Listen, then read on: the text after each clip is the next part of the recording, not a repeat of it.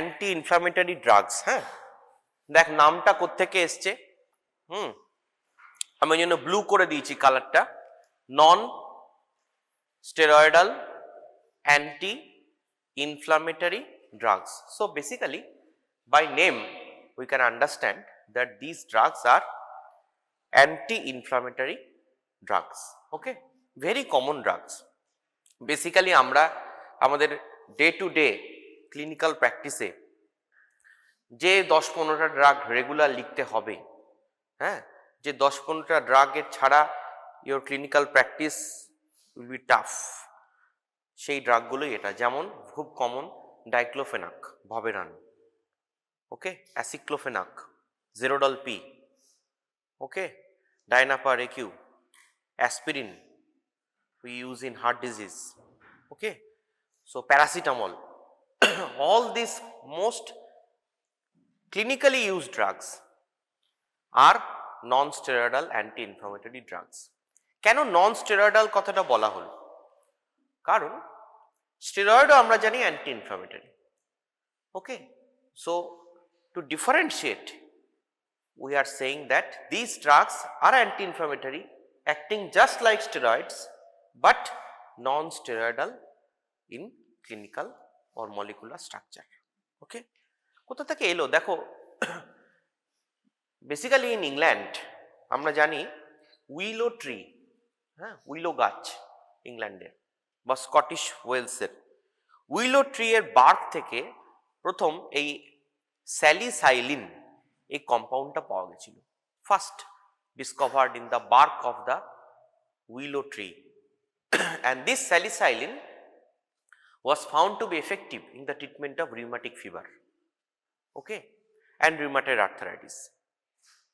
Most common or famous use of salicylene at that time was in the treatment of Queen Victoria, who was thought to be having rheumatism, okay. So the willow bark was made a paste and that paste was applied over her joints. So one of the famous use of salicylene before the discovery of aspirin was in the treatment of Queen Victoria. So later on it was found that these drugs may also cause water and salt loss from kidney, and there are various unwanted side effects of this salicylene. So later on as science developed or medical science developed, the salicylene molecule was further analyzed and it was found that actually an acid that is called salicylic acid that is responsible for the action, and we made a salt out of that acid, that is sodium salicylate, and that sodium salicylate was the early precursor molecule behind aspirin. Aspirin came in the market in probably 1875 or 1880. Was 1899 aspirin was introduced in the market, and now even aspirin is not used. We have, through various studies and various trials and long use, we have discovered that aspirin has a lot of side effects and aspirin is also not safe. We learn about those side effects, and now we don't even use aspirin. We use further synthesized molecules like aceclofenac, diclofenac, and even now we have shifted from aceclofenac, diclofenac to further advanced molecules with lesser side effects like various selective COX-2 inhibitors. So basically, before we go into what is anti-inflammatory drugs, let's see how inflammation occurs in the body. Okay, এই প্যাথোলজির জিনিস আমি ওই জন্য খুব সামান্য একটু বলবো। সেটা হচ্ছে, দেখো একটা normal cell and this is a cell with inflammation. Okay, দেখো কি হচ্ছে যে দেখো নিউট্রোফিলগুলো ব্লাড ভেসেলসের মধ্যে দিয়ে this are passing, okay, and there is no interaction with the vascular endothelium. Now if there is an injury, যদি কোথাও একটা ইনজুরি হয় তাহলে কি হবে, যে there is expression of this ICAM1 in the endothelial cell.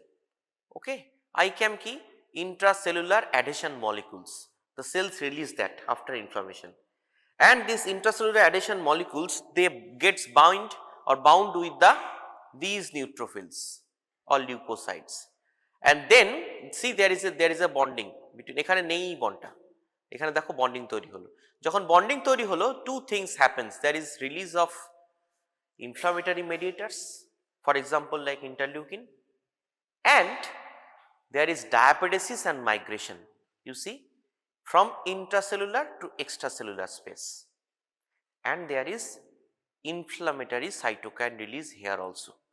So inflammation is related or mediated by these inflammatory cytokines, and our target molecule should be this inflammatory cytokines. So those drugs non-steroidal in nature and those who block the synthesis of these intracellular cytokines during the process of inflammation, they are called non-steroidal anti-inflammatory drug. Now how they block this synthesis of cytokines? Basically they act in the arachidonic acid pathway. Okay, arachidonic acid we know the pathway is responsible for the formation of all cytokines and leukotrienes in the body. Okay, now glucocorticoids, steroidal drugs, they basically block the phospholipase A2, they act in over here, and this non-steroidal anti-inflammatory drug they basically block here কোথায় গেল এই যে cyclooxygenase enzyme. So glucocorticoids acts over here, phospholipids like phosphatidylcholine, phosphatidylinositol, এইগুলোকে block করে হচ্ছে glucocorticoids, and cyclooxygenase inhibitors or non-steroidal drugs they block basically arachidonic acid pathway and the formation of prostaglandins, but do not block the lipooxygenase pathway. Okay, so a steroidal drug will block both, but a non-steroidal drug will block only cyclooxygenase or prostaglandin. So the term non-steroidal is used to distinguish these drugs from steroids which have a similar eicosanoid depressing anti-inflammatory action. NSAIDs are non-narcotic, non-opioid, aspirin-like analgesics. Most currently available NSAIDs act by inhibiting the prostaglandin synthase enzymes. Most NSAIDs are competitive, reversible, active site inhibitors of the COX enzyme. তাহলে খুব important কথা MCQ, যে NSAIDs are basically competitive inhibitors and reversible inhibitors of the COX enzyme, except aspirin. Aspirin binds to COX enzyme irreversibly. মনে থাকবে, অর্থাৎ প্রথম যে ড্রাগটা তৈরি হয়েছিল in the NSAIDs, that is aspirin, যেটা আমরা এখন আর ইউজ করি না অত বেশি as an anti inflammatory, that drug was irreversible inhibitor. Okay, all other latest drugs they are reversible competitive inhibitors. Okay, এই কথাটা খুব ইম্পর্টেন্ট কারণ এর ক্লিনিক্যাল সিগনিফিকেন্স আছে, কোথায় আছে আমি সেটা বলবো। So aspirin is irreversible blocker. এবার দেখো COX enzyme or cyclooxygenase enzyme can be of two types. One is COX-1 and another is COX-2. এবার এই দুটো COX এর দরকার কি? দেখো মানে ওই কি বলবো, ক্যাবিনেট মিনিস্টার দুজন হওয়া দরকার, একজন হচ্ছে হোম মিনিস্টার, একজন হচ্ছে ডিফেন্স মিনিস্টার।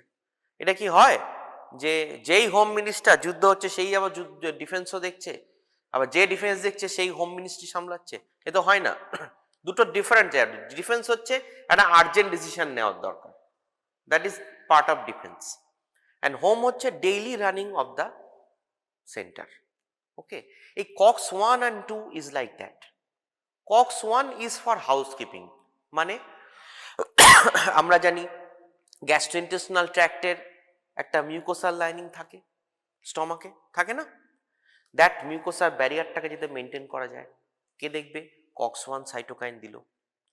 আবার ব্লাড ভেসেল বলছে আমার ফ্লোটা ঠিক করা দরকার, ভ্যাসোডাইলেটেশন বা ভ্যাসোকনস্ট্রিকশন হওয়া দরকার, I need prostaglandin. Who will give? COX-1 will give by cyclooxygenase pathway, they will provide prostaglandin. Okay, platelet aggregation হওয়া দরকার, thromboxane A2 চাইছে, কোথা থেকে দেবে? COX-1 বললো আমি প্রডিউস করে দিয়ে দিচ্ছি thromboxane A2. Okay, so all the daily maintenance of the body and the daily requirement of prostaglandin, that is supplied by COX-1.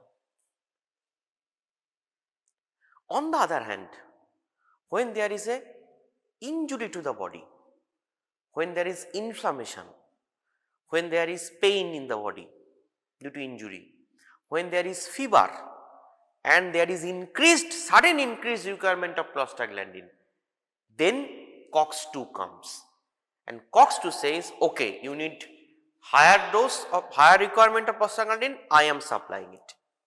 So then only COX-2 acts. So COX-2 is responsible basically for inflammation, pain and fever, and COX-1 is the daily housekeeping enzyme. That is the difference between COX-1 and COX-2. So দেখো এর মানে কি দাঁড়ায়? এর মানে যখন একটা inflammation হচ্ছে, যখন একটা পেশেন্টের ফিভার হচ্ছে, যখন একজন পেশেন্ট বলছে আমার ইনজুরি হচ্ছে, পাটা ফুলে গেছে, পেইন হচ্ছে, ইনফ্লামেশন হয়ে গেছে, তখন বেসিক্যালি COX-2 ইজ অ্যাক্টিং, তাই না?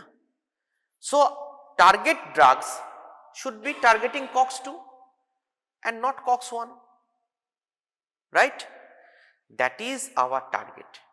We target in all the latest drugs, they are COX-2 selective or preferential COX-2 inhibitors, less and less action on the COX-1.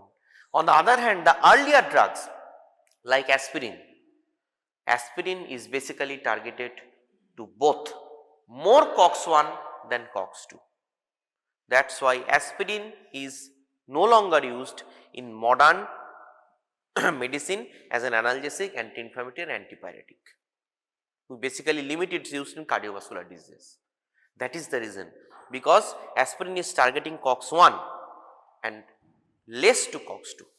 On the other hand, our target should be more to COX-2, which is active in inflammation, and less to COX-1. Clear? তাহলে দেখো কি কি drug, non-selective COX inhibitors like salicylates, aspirin, para-aminophenol derivatives like paracetamol, propionic acid derivatives ibuprofen, ketoprofen, naproxen, acetic acid derivatives like ketorolac, indomethacin, funamates like mefenamic acids, meclofenamic acids, azaproprazone quite use hoy na, oxycam, spiroxycam, tenoxycam. Then comes, so these are old drugs, and then came preferential COX-2 inhibitors, mane they have action on COX-1 but more on COX-2. So that is diclofenac, aceclofenac, nimesulide. And now we have got selective COX-2 inhibitors, those have very less action on COX-1, that is celecoxib, parecoxib and etoricoxib. Okay, তোমাদের একটা বই আছে পদ্মজা উদয় কুমার, তাতে দেখবে একটা mnemonic দেওয়া আছে এই যে মনে রাখার জন্য, saw pretty Priyanka, she is a fantastic pop singer. দেখো এটা দিয়ে মনে রাখা যায়, saw for salicylate, P for paracetamol, P for propionic acid derivatives, S for like it's a mnemonic is there, you can remember from this mnemonic also. তাহলে দেখো generalized mechanism of action of NSAID. তাহলে NSAID মানে কি দাঁড়ালো বলতে পারবে? কাকে inhibit করবে NSAID তাহলে বলো? COX enzyme. So cyclooxygenase or COX inhibitors. Aspirin and NSAIDs inhibit the COX enzymes and prostaglandin productions. There are two forms of COX, COX-1 and COX-2. COX-1 expressed constitutively in most cells is the dominant source of prostanoids for housekeeping functions. COX-2 is the more important source of prostanoid formation in inflammation. COX-2 is induced by cytokines, shear stress and tumor promoters. খুব important কথা যেটা একটু আগে বারবার করে এই জায়গাটা hit করার চেষ্টা করছি, সেটা হচ্ছে never forget aspirin is an irreversible inhibitor, whether all other drugs are reversible inhibitors. Okay, aspirin কেন irreversible because it causes acetylation of the COX enzyme, specifically in platelets, and that bond is covalent bond. মনে থাকবে তো? So there is covalent bond and acetylation of the COX enzyme, specifically COX-1 in platelets. এবার দেখো একটা মজার জিনিস কি, platelet কিন্তু নিউক্লিয়াস নেই, তাই তো, প্লেটলেটের নিউক্লিয়াস নেই। এবার দেখো অ্যাসপিরিন যখন আমরা দিচ্ছি তখন কি করছে, অ্যাসপিরিন গিয়ে প্লেটলেটের ওই COX-1 এনজাইমটাকে ব্লক করে দিচ্ছে। কিভাবে ব্লক করছে, ইরিভার্সিবল ব্লক করছে। কিভাবে ইরিভার্সিবল ব্লক করছে, না অ্যাসিটাইলেশন করে দিচ্ছে। এবার প্লেটলেটের যেহেতু নিউক্লিয়াস নেই, তাই প্লেটলেটটা আর COX-1 তৈরি করতে পারবে না। তাহলে প্লেটলেটটা পার্মানেন্টলি ব্লক হয়ে গেল। প্লেটলেট এগ্রিগেশন অর্থাৎ একটা ব্লিডিং এর চান্স থাকলে বা থ্রম্বাই এম্বোলাই ফর্ম হলে যে প্লেটলেট এগ্রিগেশনটা হয়, একটা প্লেটলেট অ্যাক্টিভেটেড হয়ে আরেকটা প্লেটলেটকে ডাকে, সে জড়ো হয়, প্লেটলেট প্লাক তৈরি হয়, তাই না, ফিব্রিন মনোমার, ফিব্রিন পলিমার, এই যে পরপর স্টেপগুলো আছে সবকটা ব্লক হয়ে যাবে। এবং প্লেটলেটের কোনো নিউক্লিয়াস না থাকায় ওই প্লেটলেটটা যতক্ষণ ব্লাডে থাকবে ততক্ষণ পর্যন্ত ওই প্লেটলেটের অ্যাকশন ব্লক থাকবে। একটা প্লেটলেট কতক্ষণ ব্লাডে থাকতে পারে, 7 থেকে 10 দিন, তাই না, ফিজিওলজির জিনিস, 7 থেকে 10 দিন ব্লাডে থাকতে পারে। তাহলে একটা অ্যাসপিরিন দিলে একটা প্লেটলেট তার লাইফ টাইম মানে 7 থেকে 10 দিন তার platelet activation, platelet aggregation, platelet adhesion all will be stopped permanently. So that's why aspirin কিন্তু ব্লাড থেকে বেরিয়ে চলে গেছে, তুমি দিয়েছো 1 ঘন্টার মধ্যে অ্যাকশন হয়েছে, 24 ঘন্টার মধ্যে অ্যাসপিরিন ব্লাড থেকে বেরিয়ে গেছে, কিন্তু ওর এফেক্টটা রয়ে যাচ্ছে 10 দিন, রাইট, থাকছে তো। That's why before a surgery aspirin should be stopped at least 1 week before. Very important, explain why for your exam. লিখে রাখো, why, explain why aspirin should be stopped at least 1 week before a surgery. এই question কিন্তু পরীক্ষায় জিজ্ঞেস করবি একদম 100%। এই যে এক্সপ্লেন হোয়াই গুলো বলছি, ভেরি ইম্পর্টেন্ট। আচ্ছা, এই কোশ্চেনটাকে ঘুরিয়ে আরেকভাবে দেওয়া যায়, সেটা হচ্ছে কি, aspirin is used in the treatment of ischemic heart disease.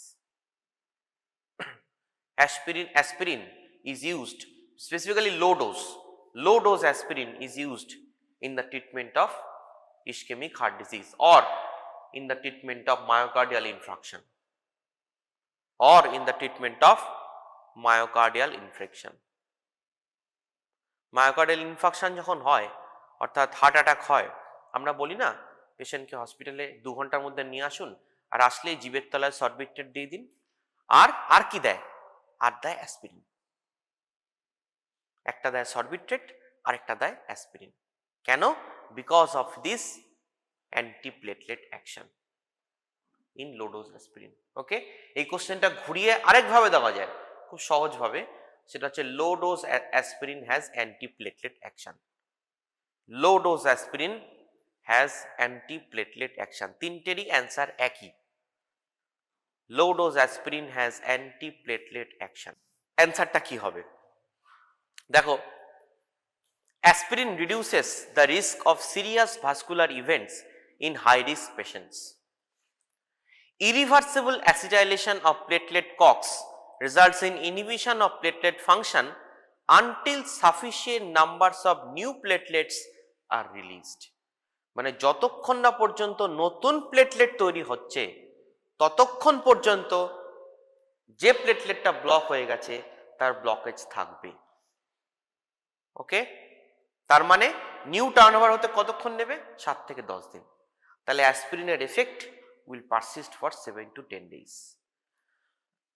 Permanent and complete suppression of platelet COX-1 dependent thromboxane A2 formation.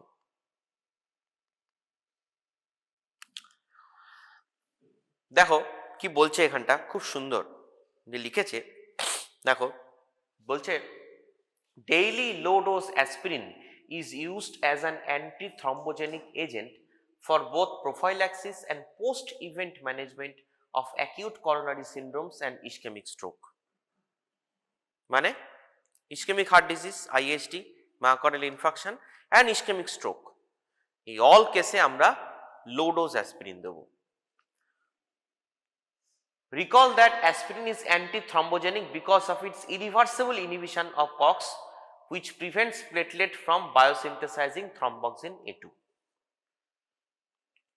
Within an hour, 1 ঘন্টার মধ্যে of oral administration, the COX-1 activity in existing platelets is irreversibly destroyed. মানে aspirin ট্যাবলেটটা খাওয়ার 1 ঘন্টার মধ্যে প্লেটলেটের যে COX-1 activity এবং থ্রম্বোক্সিন A2 formation permanently blocked হয়ে যায় 1 ঘন্টার মধ্যে। ওই জন্য আমরা হার্ট ডিজিজ হলেই, হার্ট অ্যাটাক হলো, সঙ্গে সঙ্গে অ্যাসপিরিন দিই, কারণ 1 ঘন্টার মধ্যেও কাজ করে যাবে, প্লেটলেট এগ্রিগেশন বন্ধ করে দেবে, থ্রম্বাস ফর্মেশনটাকে ফার্দার প্রোগ্রেশন আটকে দেবে। ওকে, platelets lacking nuclei cannot synthesize new protein.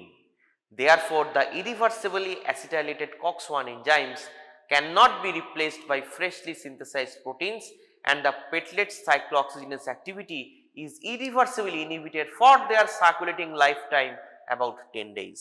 So that's why aspirin should be stopped 1 week before elective surgery. অর্থাৎ একটা পেশেন্ট তার আগে মায়োকার্ডিয়াল ইসকিমিয়া হয়েছে বা সেই পেশেন্টের এখন ইসকেমিক হার্ট ডিজিজ আছে, তাকে গলব্লাডার অপারেশন করতে হবে, তাকে কোনো ইলেকটিভ দাঁত তুলতে হবে, what ever maybe cataract operation করতে হবে, যাই করতে হোক না সেই পেশেন্টকে, তাকে অ্যাসপিরিন দেখে নিয়ে 1 সপ্তাহ আগে বন্ধ, otherwise patient will die of bleeding on the operation table, because aspirin will block the platelet, কাটলে ব্লিডিং হতেই থাকবে, ওরা বন্ধ হবে না। So very very important, no matter how good surgeon you are, if you have not stopped aspirin 1 week before, patient is going to die on the operation table. One option is there how you can prevent it. If there is a mistake, you can fresh platelet transfusion you can do. If you do fresh platelet transfusion to the patient, then there is new platelets in the blood suddenly and bleeding generally stops. But even in that case, you have to stop the drug also at the same time. Okay. এবার দেখো, although aspirin also irreversibly inhibits vascular endothelial COX-1, দেখো এবার COX-1 কি শুধু প্লেটলেটেই থাকে তা তো নয়, COX-1 থাকে ভাস্কুলার এন্ডোথেলিয়ামে। ভাস্কুলার এন্ডোথেলিয়ামে যে COX-1 থাকে তার আবার উল্টো কাজ। সেই COX-1টা কি করে, সে প্রস্টাগ্ল্যান্ডিন I2 সিনথেসিস করে। That prostaglandin I2 causes inhibition of platelet aggregation. That means that causes antithrombogenic action. এবার কি হয়, নর্মালি তাহলে দেখো কি হচ্ছে, নর্মালি COX-1 যেটা প্লেটলেটে আছে that is causing platelet aggregation, and যেটা ভাস্কুলার এন্ডোথেলিয়ামে আছে prostaglandin I2 that causes inhibition of platelet aggregation. দুটোর ব্যালেন্স থাকে normally, thromboxane A2 platelet aggregation and vascular endothelium platelet aggregation and inhibition. There is a balance between two. But now, as the thromboxane A2 is blocked, there is only prostaglandin I2 action, and there is further antithrombogenic action. তাহলে aspirin কি করে অ্যান্টিপ্লেটেড action করে, দুটো action. একটা হচ্ছে it blocks the COX-1 enzyme in the platelet by acetylation, an irreversible block. For as platelet is having no nuclei, it cannot synthesize further COX-1, and as a result there is inhibition of thromboxane A2 formation permanently and loss of platelet aggregation. As the platelet's lifetime is 10 days, this effect persists for more than 1 week. Number 2 action is as COX-1 in the platelet is blocked and platelet cannot synthesize, but COX-1 in vascular endothelium once blocked, because vascular endothelium has nuclei, it can further synthesize the COX-1, and there is continued release of prostaglandin I2, which is antithrombogenic. So the balance of thromboxane A2 and prostaglandin I2 is lost and there is upper hand in the PGI2 and further antithrombogenic action. Critical thing, বোঝা এবং মনে রাখা সহজ নয়, বারবার করে text book থেকে পড়তে হবে। কিন্তু জেনে রাখো 5 বছর 10 বছরের কোশ্চেন খোলো, তাতে এই কোশ্চেন এসেছে মাল্টিপল টাইম, প্রত্যেকবার সেমিস্টারেও আসে। Platelet has aspirin has antiplatelet action. তাহলে দেখো, by inhibiting platelet aggregation, aspirin lowers the incidence of reinfarction in post myocardial infarction and post stroke patients. Aspirin less than 325 mg per day reduces the incidence of myocardial infarction. New onset or sudden worsening angina is associated with high infarction rate and can be reduced to half by 100 to 150 mg aspirin per day for 12 weeks. Aspirin reduces transient ischemic attacks and lowers incidence of stroke in such patients.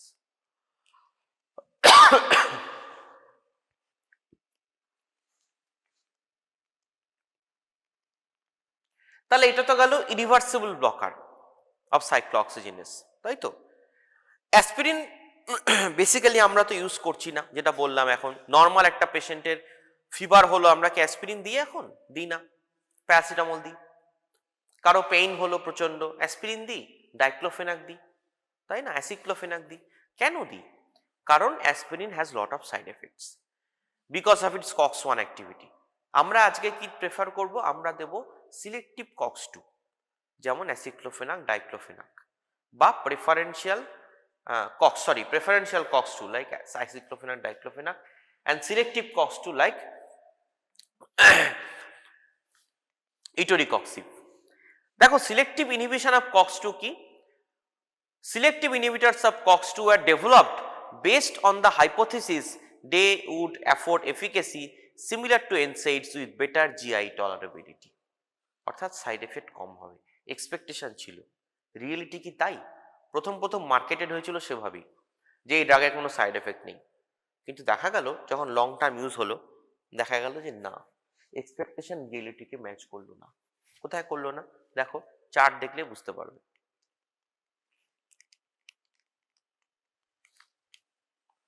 দেখো, gastric ulceration, non selective blockers, yes. COX-2 selective, yes. অর্থাৎ আমরা যেটা ভাবলাম technically যে COX-1 বোধহয় শুধু ইনফ্লামেশনে কাজ করে, রেগুলার হাউসকিপিং করছে না, কার্যক্ষেত্রে দেখা যাচ্ছে তা নয়। গ্যাস্ট্রিক আলসারেশন, যেটা মোস্ট কমন সাইড এফেক্ট, অর্থাৎ অ্যাসপিরিন বা NSAIDs, ডাইক্লোফেনাক আমরা বেশি দিন খেতে বারণ করি, বলি 15 দিন খান, শর্ট কোর্স খান। কেন? তার কারণ ওই যে বললাম, COX-1 ইনহিবিট করে দিচ্ছে, COX-2 ইনহিবিট করে দিচ্ছে, তারপরে প্রস্টাগ্ল্যান্ডিন সিনথেসিস হচ্ছে না। আমরা জানি কি, mucosal barrier that is maintain by prostaglandins. তাহলে কি হবে দীর্ঘদিন খেলে? Mucosal barrier will be lost. So দেখো, গ্যাস্ট্রিক আলসারেশন, ইয়েস। প্লেটলেট ফাংশনে একটা বেনিফিট আছে, নন সিলেক্টিভ অ্যাসপিরিন করে, COX-2 করে না। ওকে। Inhibit in liver induction, yes. Impair renal function, yes. So again, very important side effect, acute tubular necrosis, okay, or kidney disease. So long term NSAIDs use, long term diclofenac, long term aceclofenac, high chance there is a kidney disease in the patient, high chance there is gastric ulceration in the patient, okay. So actually the benefits of COX-2 as marketed is not there, okay. To some extent it also has the same side effects as of COX-1. তাহলে দেখো, আমরা তিনটে action পাচ্ছি, একটা হচ্ছে anti inflammatory, একটা হচ্ছে antipyretic, আর আরেকটা হচ্ছে অ্যানালজেসিক। দ্য অ্যান্টি ইনফ্লামেটরি অ্যাকশনটা কি?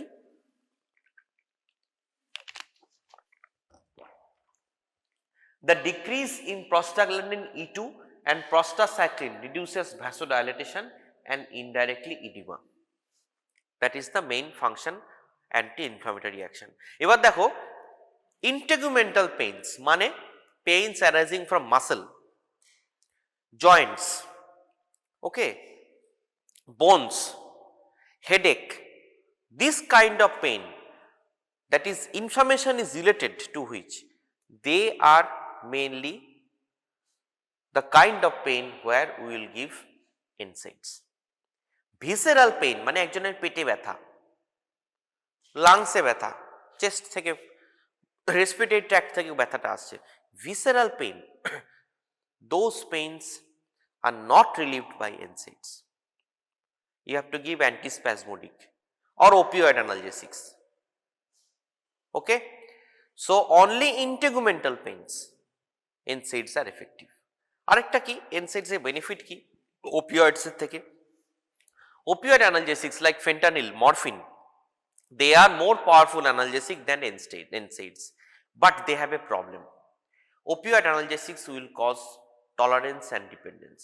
অর্থাৎ একটা লোক যদি opioid দীর্ঘদিন নেয় তাহলে তার ডিপেন্ডেন্স তৈরি হয়ে যাবে, তার opioid ছাড়া রাতে ঘুম হবে না। ওকে, opioid addiction হতে পারে।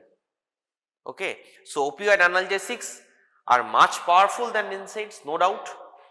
We have to use opioid analgesics if NSAIDs don't work.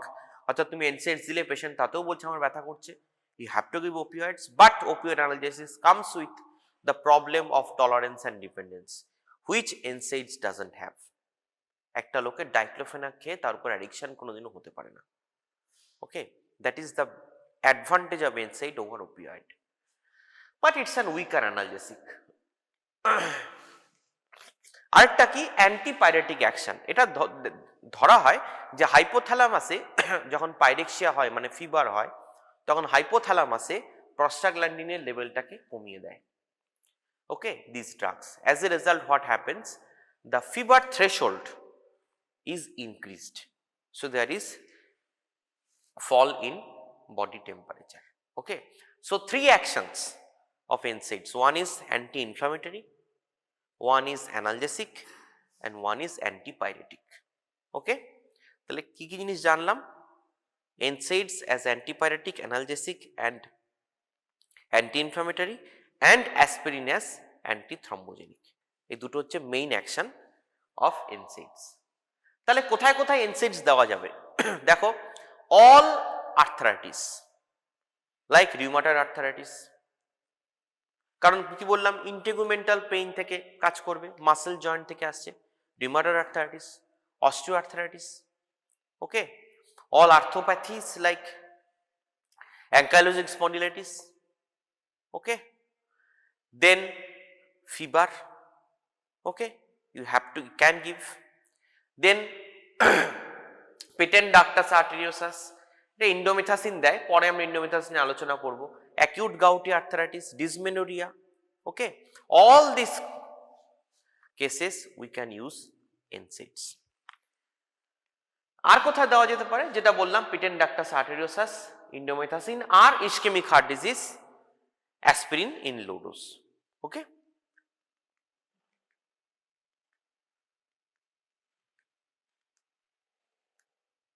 আর কোথায় দেওয়া যেতে পারে? সিস্টেম, এগুলো তোমাদের MCQ. Systemic mastocytosis, Bartter syndrome, niacin intolerability. Bartter সিনড্রোমে কি হয়? That is a mutation in the sodium potassium chloride channel in the kidney. Okay, and there is plenty of loss of water. তাতেও কিন্তু এই আমরা aspirin দিতে পারি। Okay, niacin intolerability, systemic, MCQ জেনে রাখো, সিস্টেমিক ম্যাস্টোসাইটোসিস দিতে পারে। আর কোথায় দেওয়া যেতে পারে? এখন বলছে যে কোলন ক্যান্সার প্রিভেনশন, তাতেও কিন্তু দেখা যাচ্ছে যে aspirin, basically low dose aspirin can act. Okay, some studies suggest that long term use of aspirin at low doses is associated with a lower incidence of colon cancer. In familial adenomatous polyposis of hereditary disorder, subjects develop polyps in the colon during younger age and then colon cancer in the older age. Some studies have shown that chemoprophylaxis with aspirin can reduce the risk of colon cancer in such patients. তাহলে অ্যাসপিরিনের use কি কি বা NSAIDs এর use কি কি? Very important, long কোশ্চেনে আসে, এটা কিন্তু বলতে হবে। তাহলে কি কি হবে? একটা হচ্ছে ফিভার, পাইরেক্সিয়া, আর কি? As an anti inflammatory in osteoarthritis, rheumatoid arthritis, gouty arthritis, migraine, okay, all sorts of pains generating from integumental structures. আর কি? patent ductus arteriosus, mainly indomethacin and ibuprofen. আর কি? as antithromboganic, that is platelet in low dose. আর কি? systemic mastocytosis. আর কি? Bartter syndrome. আর কি? niacin intolerability and prevention of colon cancer. মনে থাকবে? এটা tough concept for MBBS level. যাই হোক, আমি একটু বলে রাখছি তাও। there is an alternative pathway of aspirin action, অর্থাৎ কক্সের বাইরেও অ্যাসপিরিনের আরেকটা অল্টারনেটিভ পাথওয়ে আছে। কি পাথওয়ে? দেখো, আমরা কি জানলাম, ফসফোলাইপেজ A2 থেকে দুটো পাথওয়ে আছে, একটা হচ্ছে সাইক্লোঅক্সিজেনেস, একটা হচ্ছে লিউকোট্রাইন লাইপোঅক্সিজেনেস পাথওয়ে। তাহলে আমরা যদি এনসেজটা মানে অ্যাসপিরিন কি করছে, সাইক্লোঅক্সিজেনেসকে ব্লক করে দিচ্ছে ইরিভার্সিবলি, তাহলে more arachidonic acid is available for development of leukotrienes, তাই না? এই পাথওয়ে যদি ব্লক হয়ে যায়, arachidonic acid will be more available for lipoxygenase pathway. So এই যে শিফটটা হয়, এর ফলে কি হয় যে অ্যাসপিরিন মডিফাইড কক্স2, অর্থাৎ অ্যাসপিরিন দেখা গেছে কক্স2 এনজাইমকে শুধু ইনহিবিটই করে না, এটাকে মডিফাইও করে দেয় কিছুটা। এই মডিফাইড কক্স2 এনজাইম কি করে, এই অ্যারাকিডোনিক অ্যাসিড থেকে একটা মলিকুল তৈরি করে, দ্যাট ইজ কল্ড 15RHETE। এই 15RHETEটা কনভার্টেড হয় ইন্টু 15-ইপক্সি লাইপক্সিন। এই যে ইপক্সি লাইপক্সিন তৈরি হয়, এটাকে বলা হয় aspirin trigger lipoxins, and they have anti-inflammatory actions also. So aspirin, apart from blocking the COX enzyme and inhibiting inflammation, it has an alternative pathway, that is through aspirin triggered lipoxins, which have additional anti-inflammatory action. So this is an alternative pathway for the action of aspirin. For your MCQ, for your information or for better marks, you can write in your exam, because aspirin কিন্তু এটা আসে mechanism of action of NSAIDs or mechanism of action of aspirin. If you can write it, that will definitely bring extra marks. So alternative pathway of aspirin.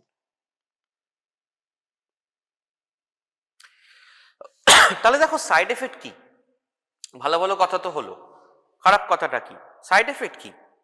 Side effect হচ্ছে সবচেয়ে common side effect of NSAIDs is gastrointestinal bleeding or gastrointestinal ulceration, because by nature aspirin causes inhibition of prostaglandin synthesis, and that prostaglandin is responsible for maintenance of gastric mucosal barrier. So if aspirin blocks the mucosal barrier and inhibits its formation, what will happen? There will be increased GI intolerance, irritability. Initially there will be pain abdomen and there will be gastric ulceration on long term use, then gastric bleeding. Okay, that is the main side effect of aspirin or NSAIDs. এবার কথা হচ্ছে explain why aspirin is, দেখো explain why পরীক্ষা question আসে, aspirin is contraindicated in patients with gastric ulcer.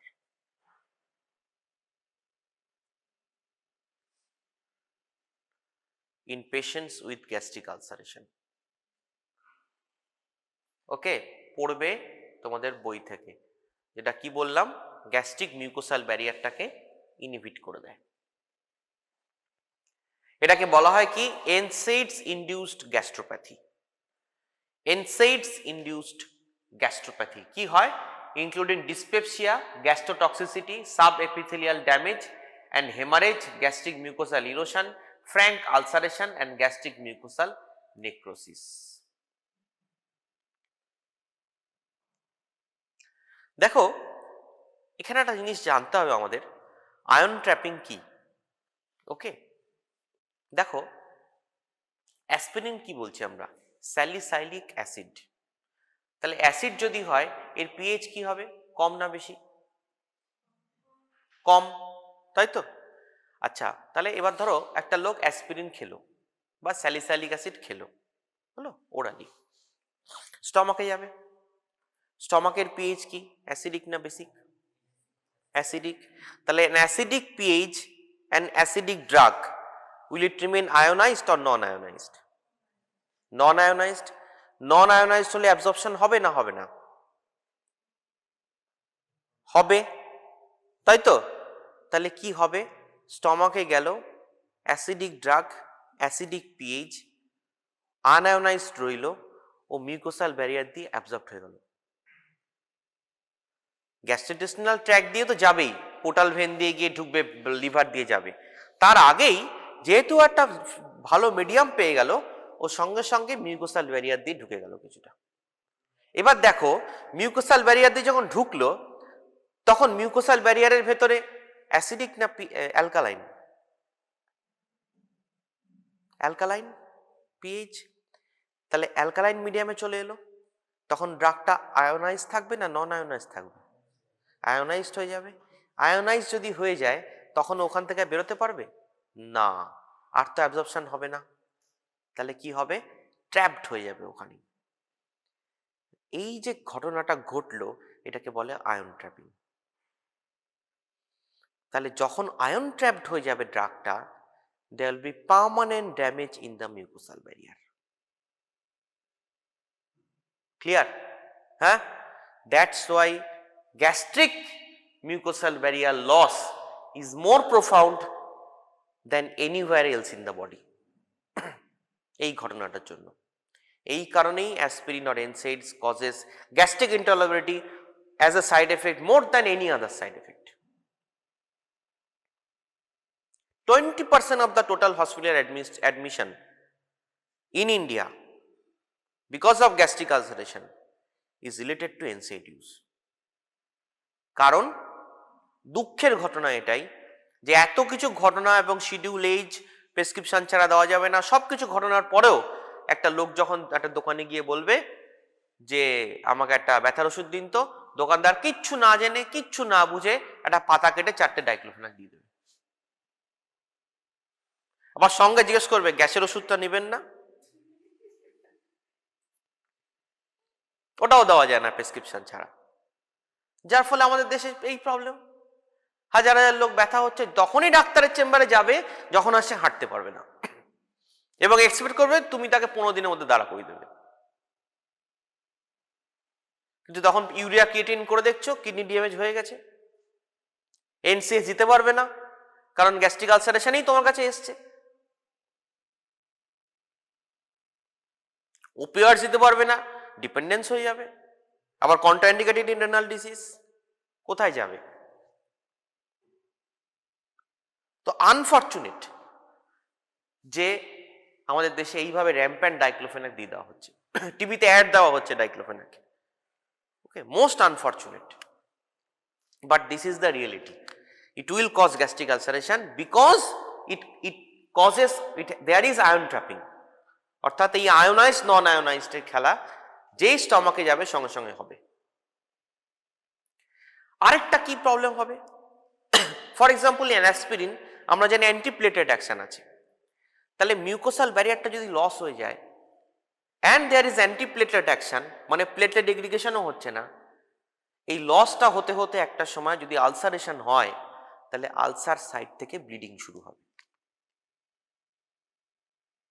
তাহলে two things are causing gastric ulceration. One is antiplatelet effect and another is ion trapping in the gastric mucosal barrier. Okay, so number one is gastric bleeding or gastrointestinal disturbances. আর কি করতে পারে? Specifically in children, in children specifically post viral, post influenzaal, if you give aspirin it can cause hepatic encephalopathy, also called Reye's syndrome. Okay, so that's why in children below 10 years we generally avoid aspirin or avoid NSAIDs. Okay, you should not use. So these are two things you must remember. Ar ki kore? Renal side effects. Renal side effects ki basically aspirin can cause salt and water retention. Okay, it happens because of blocking of the prostaglandin. Prostaglandin we know causes renal vasodilatation. Okay, তাহলে prostaglandin যদি কমে যায় there will be renal vasoconstriction. Less and less blood will be available in the kidney. And as a result there will be sodium and water retention, less sodium and water passing through the kidney, being filtered in the kidney. So as a result there will be edema, there will be hypertension, and there will be all other symptoms, and that if the vasoconstriction persists for long term it can cause tubular necrosis in the kidney resulting in chronic kidney disease. তাহলে tubular necrosis করতে পারে, renal vasoconstriction করতে পারে, sodium and water retention করতে পারে। আর কি করতে পারে? There is very important hyperkalemia. Okay, that is thought to be due to ibuprofen induced, খুব common হয় hyperkalemia. So there are three things: sodium and water retention, hyperkalemia, and renal tubular necrosis causing renal disease. Okay, আর কি করে? It can cause hyperuricemia. Cardiovascular কি করতে পারে? It can close the patent ductus arteriosus, that's why teratogenic, cannot be used in pregnancy. Pregnancy তে যদি দাও diclofenac বা ibuprofen, basically it can cause heart disease in the baby. So be very careful, better to be avoided. Okay, closure of ductus arteriosus. দেখো, the Food and Drug Administration has asked non-prescription NSAID manufacturers to update labeling with specific information about cardiovascular risk and to remind patients of the limited dose and duration of the treatment of these products. দেখো এখানে একটা ছবি ছিল, কোথায় গেল? এই দেখো, আমরা যদি লেবেলটা দেখি ডাইক্লোফেনাকের, আমরা দেখব শিডিউল এইচ, এখানে কিন্তু পরিষ্কার লেখা রয়েছে, অর্থাৎ prescription drug, caution not to be sold or retailed without the prescription of a registered medical practitioner, not to be used in newly born babies or premature infants. আরেকটা কি করতে পারে? Last thing, aspirin induced asthma. বাকিটা পরের next এনসাইডস অনেক বড় class, পরের ক্লাসে আমরা বাকিটা ডিসকাস করব। লাস্ট থিং জেনে রাখো, অ্যাসপিরিন ইনডিউসড অ্যাজমা, অর্থাৎ দেখো যেটা বললাম কি হতে পারে, কেন হয়। দেখো, অ্যারাকিডোনিক অ্যাসিড থেকে প্রস্টাগ্ল্যান্ডিন সিনথেসিস কক্স এনজাইমকে ব্লক করছে এনসাইডস, but the LOX or lipoxygenase pathway and leukotriene formation is available, it's unblocked. So as this arachidonic acid is less available for COX, it becomes automatically more available for lipoxygenase pathway, and there is increased leukotriene formation. Leukotrienes cause bronchospasm or bronchoconstriction, and that may induce bronchial asthma. So this specific type of asthma after aspirin is called aspirin induced asthma. আর কি হয়, যে aspirin, এই যে অ্যাজমাটা, if there is increased dose or toxicity of aspirin, high dose aspirin, তাহলে কি হবে, পেশেন্টের এর সঙ্গে হাইপারভেন্টিলেশন শুরু হয়, and that hyperventilation is caused by respiratory alkalosis and metabolic acidosis. metabolic acidosis কেন হয়? কারণ অ্যাসপিরিন আমরা কি বললাম, রেনাল ফ্লোটাকে কমিয়ে দেবে, কিডনি ড্যামেজ করতে পারে। রেনাল ফ্লো যদি কমে যায়, there will be more accumulation of lactic acid and pyruvic acid, that causes metabolic acidosis. আর কি হয়, বাইকার্বনেট রিলিজটা কমে যায়, যার ফলে বডি কি করে, এই যে ইমব্যালেন্সটা তৈরি হলো মেটাবলিক অ্যাসিডোসিস, এটাকে ম্যানেজ করার জন্য হাইপার ভেন্টিলেট করে পেশেন্টের ব্লাড রেসপিরেটরি রেটটাকে বাড়িয়ে দেয়। So what will happen, there is metabolic acidosis and compensatory respiratory alkalosis which may remain uncompensated. As a result, there will be hyperventilation. So these are the two things that may cause aspirin induced asthma. সেকেন্ডটা যদি answer নাও দিতে পারো, অন্তত প্রথমটা বলবেই, অর্থাৎ এই পার্টটা যেন বলতে পারো। ওকে,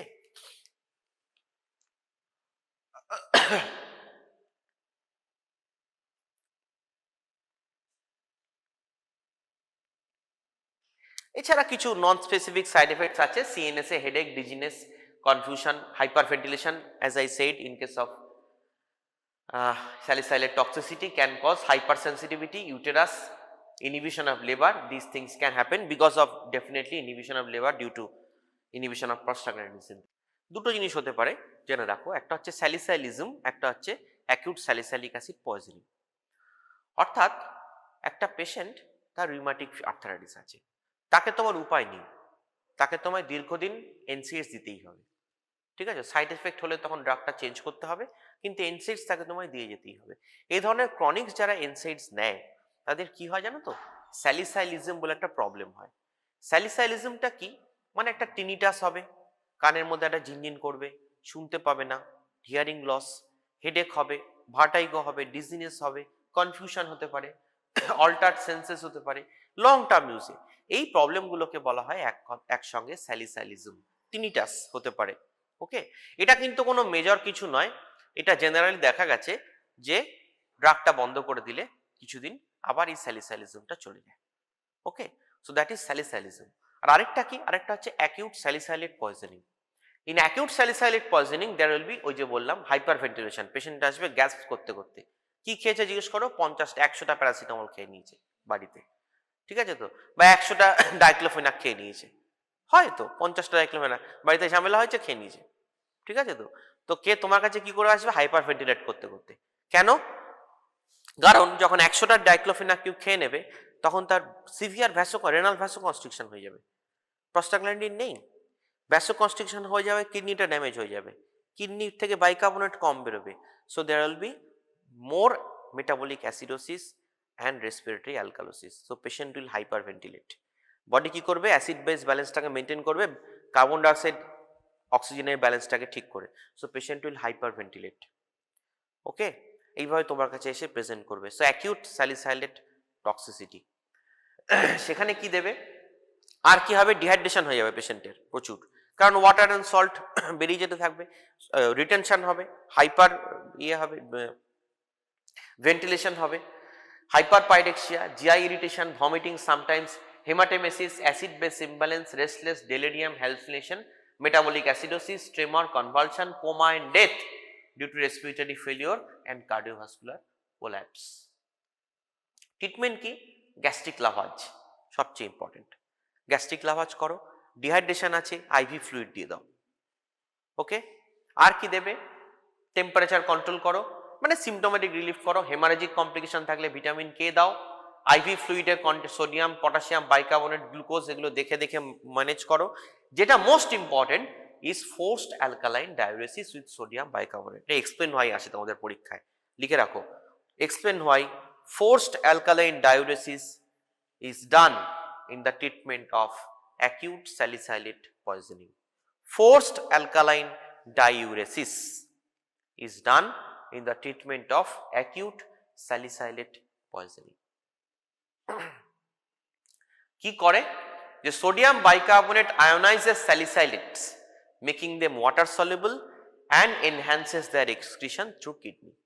Sodium bicarbonate ionizes the salicylate. Sodium bicarbonate ionizes the salicylate and make it readily excretable through the kidney. Okay, এইটুকু বলতে পারলি নম্বর। Okay, so that concludes your NaCID chapter. Next part 1, and in part 2 next class we will discuss individual drugs like diclofenac, aceclofenac, paracetamol. Okay, all these things. Okay, any question? যে কটা explain হয় দিলাম অবশ্যই পড়ে পরীক্ষায় আসবে, ওই বিশেষ করে প্লেটলেট অ্যাজ অ্যান্টিপ্লেটলেট, এই aspirin as antiplatelet or antithrombogenic effect, most important question in your semester. Okay.